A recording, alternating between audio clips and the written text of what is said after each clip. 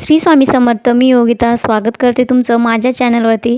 आजचा दिवस तुम्हाला शुभ जावो, तुमच्या मनातील सर्व इच्छा पूर्ण हो, हीच स्वामीचरणी प्रार्थना. तर आज हा व्हिडिओ आहे एकादशीच्या दिवशीचा. तर चला मी तुम्हाला आज एक रेसिपी दाखवणार आहे. कमी तेलात आपले जे साबुदाणा वडे आहे ते कसे तळायचे आणि त्याची रेसिपी कशी असते तर ती मी तुमच्याशी शेअर करणार आहे. तर इथं मी मिरच्या आणि शेंगादाणे घेतलेले आहे, ते आपल्याला मिक्सरमध्ये वाटून घ्यायचे आहे. तर मिरच्या तुम्हाला तुमच्या प्रमाणानुसार घ्यायचे आहे. तुम्हाला तिखट पाहिजे असेल तर तुम्ही जास्त घेऊ शकता आणि फिके पाहिजे असेल तर कमी घेऊ शकता. आणि इथं मी साबुदाणा घेतलेला आहे आणि आपल्याला यामध्ये 2 बटाटेही बारीक करून टाकायचे आहे. तर इथं बघू शकता मी आता इथं साबुदाणा घेतलेला आहे आणि जे आपण वाटण करून घेतलेलं आहे ते यामध्ये ॲड करायचं आहे आपल्याला. तर बघू शकता आता इथं मी हे जे वाटण आहे ते यामध्ये मिक्स करून घेत आहे.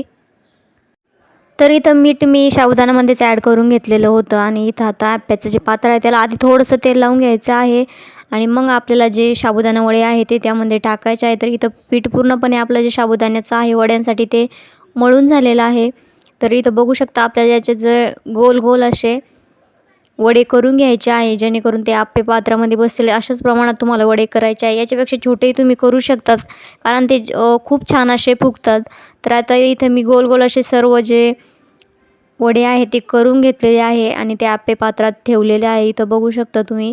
तर आता यानंतर आपल्याला वरतून थोडंसं तेल त्यावरती टाकायचं आहे आणि खरंच असे आप्पे जर केले तर खूपच छान लागतात आणि जास्त तेलकटही होत नाही. आपण जर तेलामध्ये तळले तर ते खूप तेलकट होतात आणि हे जे आप्पे आहे ते खूप कुरकुरीत लागतात आणि छान असे होतात. तर एकदा नक्की तुम्ही ट्राय करून बघा आणि तुम्हालाही अशा प्रकारच्या रेसिपी आवडत असतील तर कमेंट करून नक्की सांगा. मी अशाच नवनवीन रेसिपी तुमच्या समोर घेऊन येईल.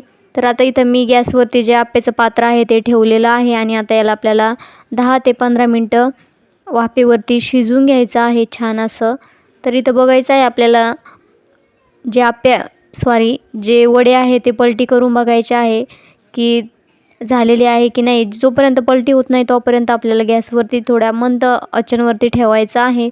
तर आता आपण अजून थोडंसं 5 ते 10 मिनटं याला ठेवणार आहोत आणि नंतर जे आपले आप्पे आहे ते, आणि तुम्हाला आधीच सांगते जे मधले आप्पे आहे ते आधी पलटी करायचे आहे कारण तिथं जाळ जास्त लागतो आणि मग ते करपतात. तर आता इथं मी जे मधील 3 आप्याच्या भांड्यामधले जे वडे होते ते पलटी करून घेतलेले आहे आणि आता इथं बघू शकता नंतर वरतून तेल टाकल्यानंतर असे आपले जे वडे आहे साबुदाणा वडे ते खूप छान असे होतात आणि पलटीही करून घ्यायचे आहे आपल्याला.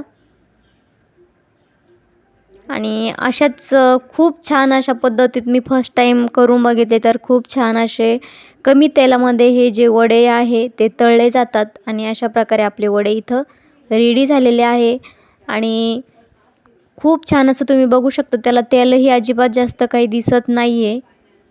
तर एकादशी स्पेशल अशी मी थाळी केली होती तर मी ती तुम्हाला दाखवत आहे.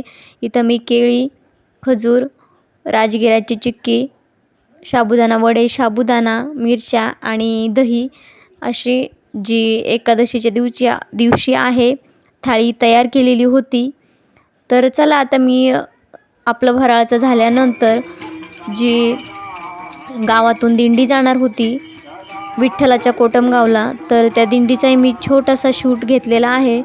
तर बघू शकता तुम्ही खूप आता कामाचे दिवस असूनही आपलं जे वारकरी आहेत किंवा गावातील जे भक्तगण आहेत ते मात्र देवाला काय विसरत नाही. आणि यावर्षी पाऊस बऱ्यापैकी पडतो आहे आणि जो आपला शेतकरी राजा आहे तो बऱ्यापैकी खुश आहे. जास्त काही पाऊस नाही आहे पण समाधान होईल इतपत आहे आणि त्याचा आनंद म्हणून देवाला आमचा शेतकरी राजा जो आहे तो कधीच विसरत नाही. आणि आता इथं सर्व दिंडीत निघालेले होते. तर आज मी एकादशीनिमित्त आरूला घरीच आपलं जे कर्ट आहे ते शिवलं होतं. फर्स्ट टाईम मी कटिंग केली होती आणि शिवलं होतं तर खूप छान असं बसलं होतं. आणि आपल्या आरूला जर काही बनायचं म्हटलं तर तिला कधीच कंटाळा येत नाही. भलेही ती शाळेतील काही कार्यक्रम असो किंवा घरी असो तिला खूप आनंद वाटतो. तर आता इथं मी तिची पटपट अशी तयारी करून घेणार आहे आणि बघा तिच्या हातानेही तिचा मेकअप चालूच असतो. तर चला आपण तिचा मेकअप करून घेऊया आणि मग बोलूया.